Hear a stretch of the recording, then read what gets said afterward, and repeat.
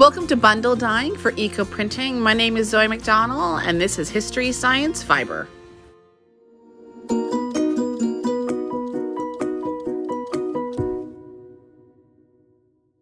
So the first question is picking out fabrics, and in general you want to use plant fibers.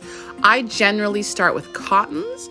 Cottons are great for making the beeswax food wraps, sewing projects, and as wrapping paper. The second fabric that works really well is linen for tablecloths, napkins, or summer dresses. Now you want to cut the fabric into 2-meter or 2-yard length to work with it. So scouring is the act of washing your fabric or your fiber ahead of time to ensure any chemicals, any sizing, any starch, anything like that is taken out, which is going to inhibit your dye potential. So you want to add a mild soap like Cintropol, and it's going to be 2 teaspoons for every 1 pound or 450 grams of fabric. And here's where just cutting that into this 2-meter or 2-yard length make it so much easier to use to work with under the water. So you want to use a bin that's going to be the right size. So if you've got multiple lengths at the same time, just make sure the bin is large enough that your fabric can move around in the water. So you want to use hot water and dissolve the soap and have it there for about an hour. And then once you're done, you're going to give it a rinse and tip the bin out, and you're ready for step 2. The second step is mordanting, which is what's going to allow your pigment to actually adhere to your fabric. And that's similar to scouring in that you're going to add it into the bin, into the water, and you are going to heat that up, and then you're going to add your fiber. And so what you're going to use, there's a wide range. Some people do soy milk. Aluminum acetate is great for plants. Now, another one people use is alum or aluminum sulfate. That's mostly used on animal fibers, but you can use it on plant fiber. Now, when it comes to mordanting, you want to use about 5 to 10% woof. Woof stands for weight of fiber. So if you have 100 grams of fiber, you want 5 to 10 grams. In general, you can also use teaspoons. So for every 100 grams of fabric, you can use 2 teaspoons of mordant. Then, just like the scouring, you're going to agitate it for an hour, then hang to dry. On the day you're going to be bundle dyeing, you want to keep the fabric a little bit damp. That helps the dyes adhere. When it comes to the dye materials, you have lots of options out there. You can grow your own in a garden or in pots. For example, marigolds will give you beautiful ranges of yellows and greens. Coreopsis is another great flower that's easy to grow. You'll find it in lots of garden shops. Weld will give you a lovely lemon yellow. You can also do invasives such as dandelions, even tansy, which is a big invasive where I am, is one that you can start. So you can harvest a lot of these flowers.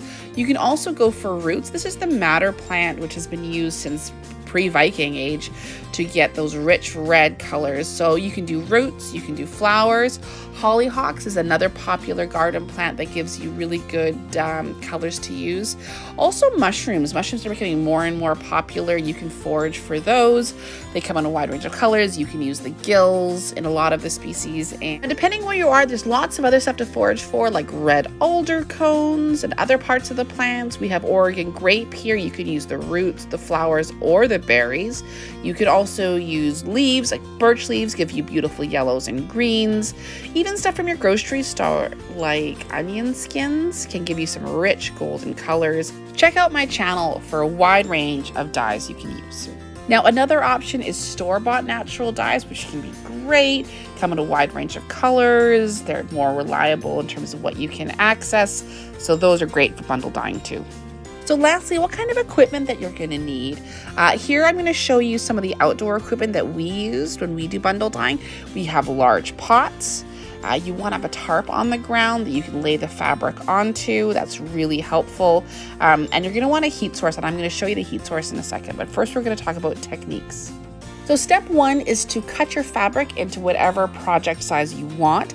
Second, you can do the center fold, which is simply placing the material on one side of the long edge. Here you can see that design, and you're going to fold that fabric onto itself. You can also do a diagonal fold where, again, we're laying out material in a certain pattern. Once you have that half filled up, You're going to fold that back onto itself and carefully roll it up into a bundle and secure it with string. Another style, which I'm going to show you in a little bit, is the full size when you do dies from one end to the very end.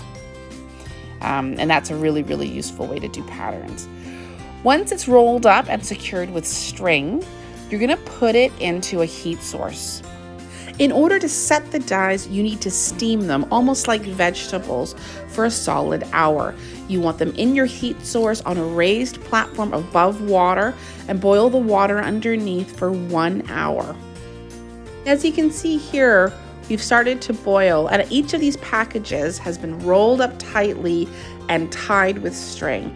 And as you heat them for that hour, you will start seeing the dyes soak through each of the bundles. The bundles will go from that light, natural color to much darker as those dyes start to bleed out. And then once you're done, you're gonna leave them for 24 hours. That's important to allow the dyes to set, and then they're ready to unfold and see what you have. And when it comes to unrolling, I'll just used a pair of scissors to cut off the string. And then as I learned throughout this process, you want to unroll it over a bowl, and then what comes out can just simply go right into the composter. Once you've basically got a lot of the materials away, you can start giving your fabric a bit of a rinse, try getting those larger pieces off of it. So it is time to start drying it and ironing it and setting those colors. Now earlier I mentioned what you want to do for a design that's going to be across your entire fabric, whether that's going to be words or a pattern, whether it's random. And what you want to do is you want to add a layer to inhibit the dye from bleeding and mirroring itself across the rolled fabric. And for that, you're going to need some kind of plastic or a barrier. I just use cling wrap. So I laid out my fabric, I did my design, I laid down the plastic, and then I rolled it up all together into a bundle. And that worked really well to allow that design to not bleed across and just stay crisp. Now, once it's done unfolding and you've given it a little bit of a rinse, what I did next is I just laid it out very quickly in the sun. Obviously not too long in the sun, because then it would start to fade, just enough to kind of giving it mostly dry. And then I used an iron just to help set those colors. All in all, bundle dyeing is an amazing way to create some really fun fabrics. It's really, really fun to do with kids as well. I highly recommend it. And so I just wanted to share some videos of some of the patterns of how they came out. That's an example of the rectangular fold where it's mirrored down the middle. Here's another rectangular fold where we looked at doing zigzags. Here's, as you recall, was the diagonal fold. And I wanted to show you kind of one of the mistakes that we did for this pattern specifically. When you opened it up, we realized we didn't go all the way into the fold, so there was that blank space. So when you are going to do it to the fold, try to make sure it's all the way across, right up to that fold. Here's another example of a diagonal fold that was done with logwood. You could also use some tie-dye techniques. Here where I tied it off into concentric circles, and then of course we did some random designs that were the full length where I used the cling wrap. And that was, I can see some cochineal in there and other materials. So again, there's lots of different uses. You can do beeswax wraps. You can make these into napkins. You can do table runners, tablecloths. You can even use them for quilting.